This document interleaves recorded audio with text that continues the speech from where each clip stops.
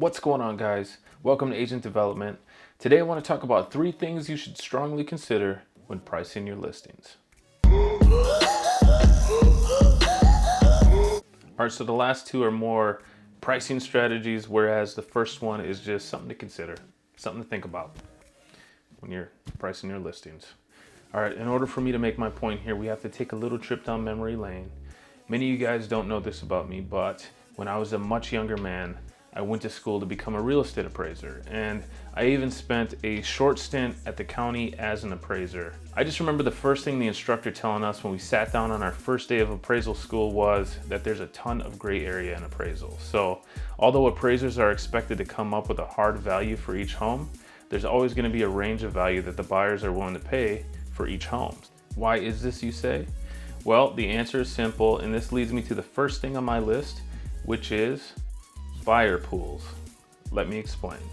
All right, let's use an in-ground swimming pool as my example. We live in Minnesota where in-ground swimming pools are not something that are super common. I once had a client that only wanted to live in a home that had a pool. He was looking across like 4 suburbs, but at the time I could only find like 5 houses to show him across all 4 of those suburbs. And this was at a time when inventory was pretty high. This is an example of a buyer that belongs to the buyer pool who's willing to pay a premium for a swimming pool.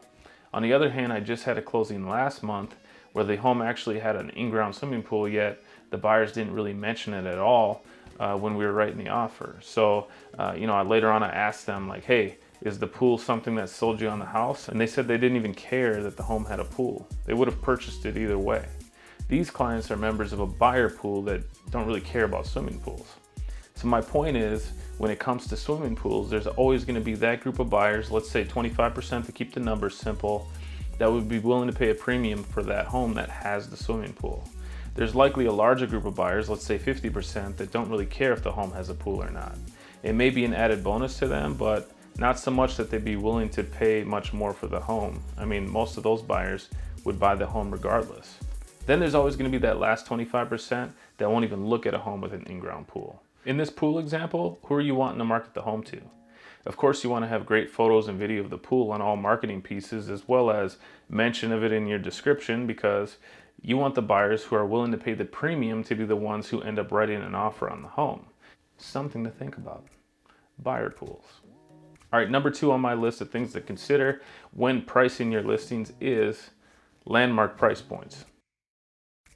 Now, there's data out there that shows that you can sell a home quicker if you're at a price that is referred to as a landmark price point, or pricing it at a round number, usually in increments of $25,000. Now, we watch HGTV and Bravo Network, and what we see is agents listing homes with a 9 at the end. For example, $424,900 instead of $425,000, or $449,900 instead of $450,000. But this is a retail mindset designed by retailers to Jedi mind trick customers into feeling like A, something is a little bit cheaper than it actually is, and more importantly, B, to make sure the customers receive back enough change to buy whatever impulse items that have been strategically placed up at the checkout counter or in the checkout lanes. I got news for you guys. We're not in the retail industry, and this simply just doesn't work for us. Reason being is real estate in general is a search-based business. Consumers find our listings online. All right, let me give you an example. Let's pretend like you just got a new listing and you think it's worth about $500,000. Your client wants to list at $499,900. An unrepresented buyer is approved up to $500K, but they don't necessarily want to spend $500K, so they decide to start their search at $450K.